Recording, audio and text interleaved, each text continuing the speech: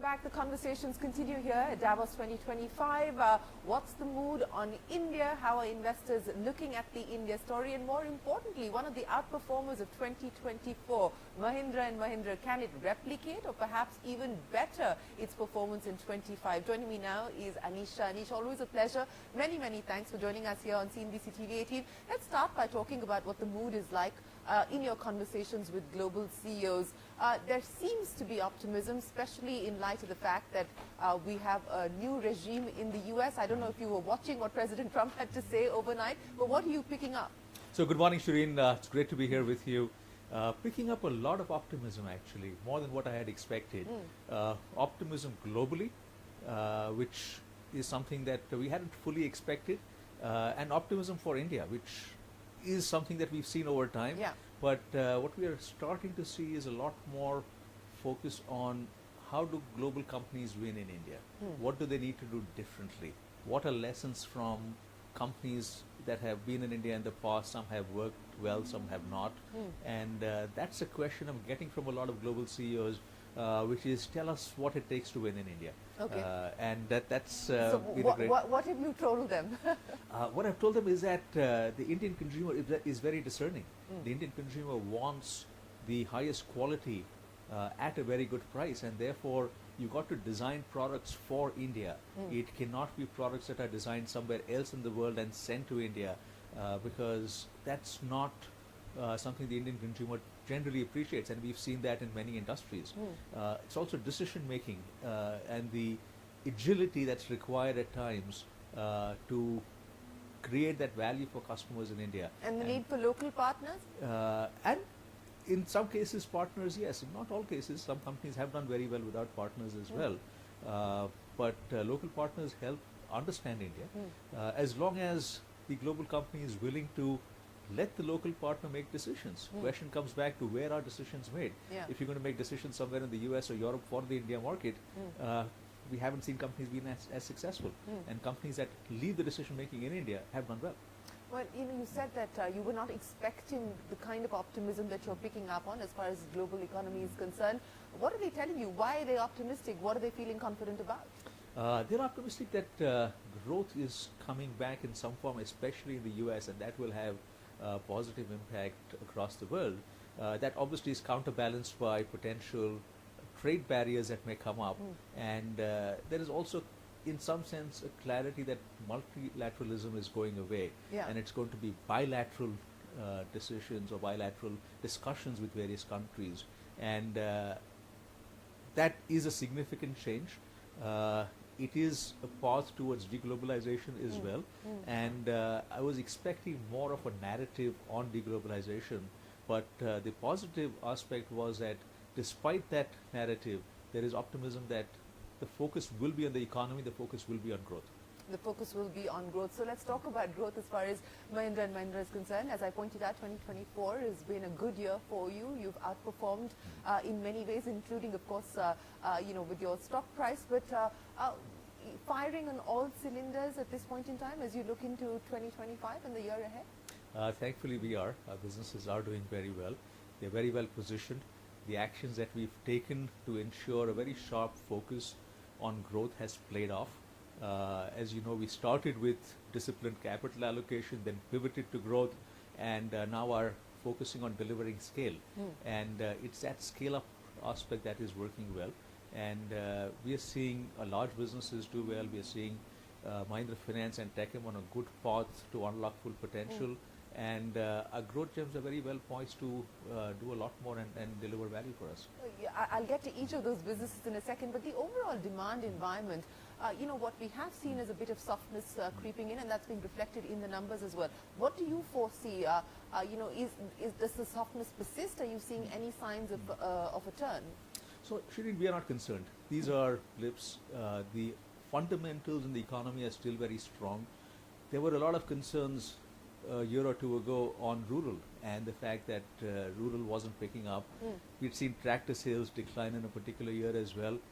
Rural's picked up very well now, and we see a number of green shoots there. We've seen double-digit growth in tractors in the last couple of months, and that augurs very well for the overall economy.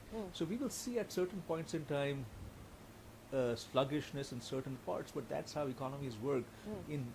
On balance, I think we are still in a very good shape, and I think India will continue to grow well. So you are confident about the growth on the tractor side? We are confident about the growth on the tractor side. We think we've come out of the down cycle on tractors, and for the second half, we have talked about seeing a double-digit growth in the second half for an overall reasonable growth for the year. Okay, let's talk about your new electric vehicle launches, your Bhan Electric, both your cars that are out in the market now. What's the response been like? What is the kind of order inflow, order intake that you foresee, and what's the waiting period likely to be? The response has been quite fabulous. Consumers have been, in many ways, if I were to use a term, blown away by the features in the vehicle. And at the price. And at the price. From the screens we have, a lot of consumers come back and compare it with luxury German or other vehicles and say that you're giving me everything and more at a significantly lower price. But more than the price, I think it's just the level of features. From the screens to automated parking to Dolby Atmos in a vehicle. Dolby Atmos doesn't even exist in many theaters around the country, but we have that in a vehicle here. And just a wide array of features that exist, I think, has been something that consumers did not see that coming in a vehicle, and that's what has really helped give that demand. We have not started bookings as yet, though we have a large number of folks clamoring to be early buyers of the vehicle, and we will do our best to try and satisfy all our consumers. You know, in terms of capacity and being able to meet the demand that you foresee as far as the two EVs are concerned, what's the outlook? We have a capacity initially of 5,000 a month that will ramp up to 10,000 a month at some point in time. And from an EV standpoint, we feel that's a very good start. We do want to get to a 30% penetration in the next 3 to 5 years, and we feel that we're pretty well on track to do that. But, you know, the concerns around the lack of charging infrastructure, you know, residential charging and so on and so forth, do you continue to see those as being constraints to the kind of penetration numbers and targets that you just spoke of? There may be constraints in the short run, but for the most part that should not be an issue, because the vehicles we have a certified range of 682 and 656 kilometers and a real life 500 plus across multiple cities that we've tested it in. And therefore consumers will typically need to charge once a week. So if you have charging at home or an office and can charge there once a week, that should be enough for most. That has to be supplemented with charging on highways. And this is an area where the government is doing a lot to try and outline what's required for that. The Ministry of Heavy Industries in particular has been putting a lot of focus, mapping routes, mapping highways, understanding where we need to put charge points. So my sense is over the next year we will start seeing all of those things come in place as well. And with a combination of charging at home or office through a standard charger and charging on highways with a fast charger where we can actually charge in 20 minutes, we should be behind all the problems or the concerns that are there on charging. You know, there are reports suggesting at this point in time that the government may review its policy to get manufacturers to actually make in India, especially as far as the EV side is concerned. And now, you know, you have Elon Musk quite literally in the White House. You know, what's the expectation in terms of possible changes? Are you hearing anything on that front? We're not hearing any possible changes, but our stance has always been that we welcome competition. We feel that we will get better with competition. We have over many years, and from an electric vehicle standpoint, it will help grow the market as well. So the part that what we've seen the government always focus on is Make in India, because Make in India is essential. We have the ability today to make world-class vehicles. What we've done with our two vehicles is a testament to that. These are designed in India. The technology comes from India. Our Research Valley has really set them up. And that's something that we are starting to see as world-class products being made in India and being made for the world now. So that is in line with the vision that the Prime Minister has laid out on Vikasit Bharat and on India being a manufacturing hub for the world. You know, in terms of capex and given all the businesses that you operate in at this point in time, as well as what you see demand looking like, 25? What could we expect as far as the capex number is concerned? So we have laid out capex for 3 years. We are pretty much on track with that. Businesses are generating a fair amount of cash, so we stand very comfortable from that perspective, and that allows us the ability to really take bigger and bolder bets with some of our businesses to drive growth. And that's what we've done with EVs.